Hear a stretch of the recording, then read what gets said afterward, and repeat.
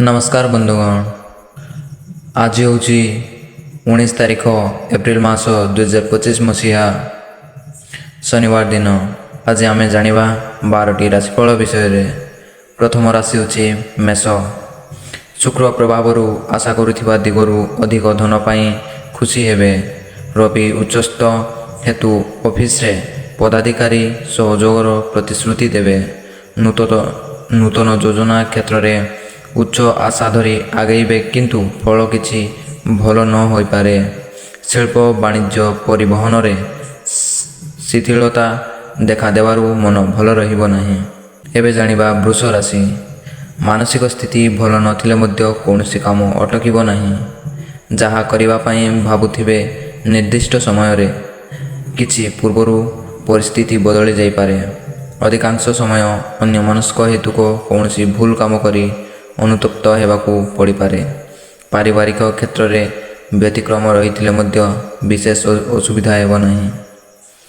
एबे जानिबा मिथुन राशि। आज दिन में जो कामर हाथ देवे सफल हेबे। प्रशासनिक स्तर में राजकीय सम्मान पाइबे किंतु कर्म क्षेत्र में तरबरिया पदक्षेप नेले असुविधा भोगिबे।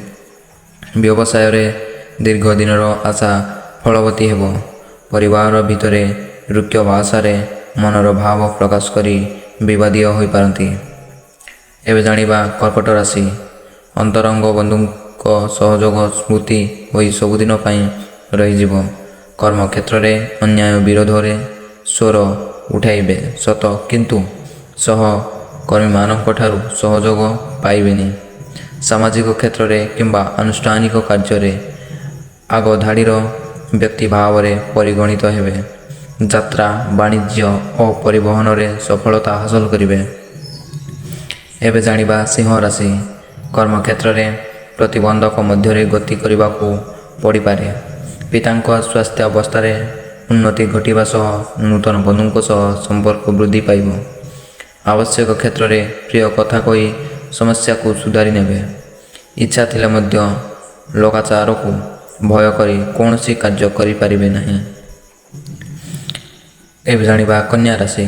निजर विचार बुद्धि सांग को अर्थबल माध्यम रे अटकी काम को आज पूर्णांग करिवे। आज बंधु को भेटी आत्मसंतोष लाभ करिवे। एकाधिक काम रे हाथ देवा ठीक हेब नहीं। अଯଥା लाभ बदल रे क्षति रे पड़ी पारंती।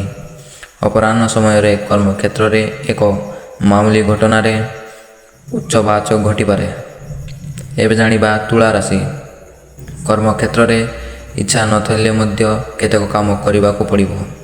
आशा करुथिबा दिगरु अर्थ पाइबा सह सभा समिति सम्मानित हेबे। परिवार रे दायित्व बढ़िबा कारणरू पर कथारे पड़ी निज लोकंक भूल बुझी पारंती। पूर्व राग को मने पकाई पाख पड़ोशी माने हतादर मनोभाव पोषण करिवे। एबे जानिबा बिछा राशि। कर्म क्षेत्र में समस्या आसिले मध्य ताहार समाधान करिबारे सफल हेबे। शिल्प व्यवसाय सांबादिकता एजेंसी प्रभृति रे सुफल पाइबे। शुभेच्छुक द्वारा अनुप्रेरित होई आध्यात्मिक भावधारा रे उद्बुद्ध हेबे। चेष्टा करुथिबा काम रे प्रेरणा पाई दुसाध्य कार्य साधन करिवे। एबे जानिबा धनु राशि। स्वास्थ्य प्रति अवहेला कले अनुताप करने को पड़ पारे। कला साहित्य सांबादिकता गवेषणा और प्रकाशन क्षेत्र में शुभ फल पाइबे। नूतन अतिथि आगमनरू घरे खुशीर वातावरण रहिबो।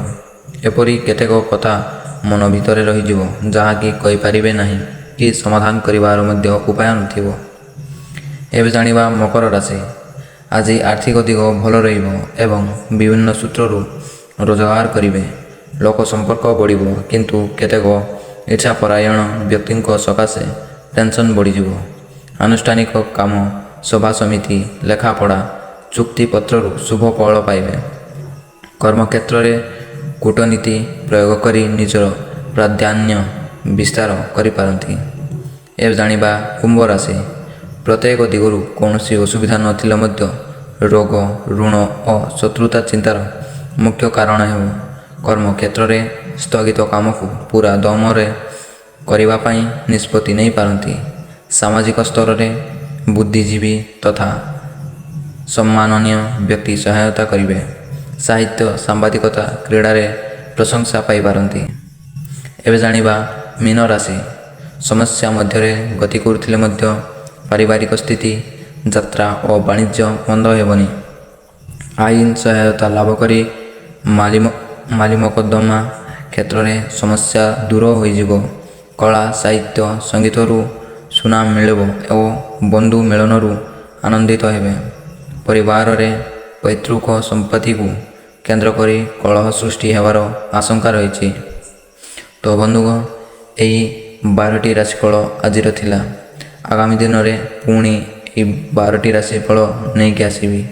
ତେଣୁ ଚ୍ୟାନେଲକୁ ସବସ୍କ୍ରାଇବ୍ ନିଶ୍ଚିତ ଭାବରେ କରିଦିଅନ୍ତୁ ବନ୍ଧୁଗଣ ଏହିପରି ଭିଡ଼ିଓ ଦେଖିବା ପାଇଁ, ଆଉ ଭିଡ଼ିଓକୁ ଗୋଟେ ଲାଇକ୍ କରିଦିଅନ୍ତୁ। ଦେଖା ହେବା ଆଗାମୀ ଦିନରେ 12ଟି ରାଶିଫଳ ସହିତ।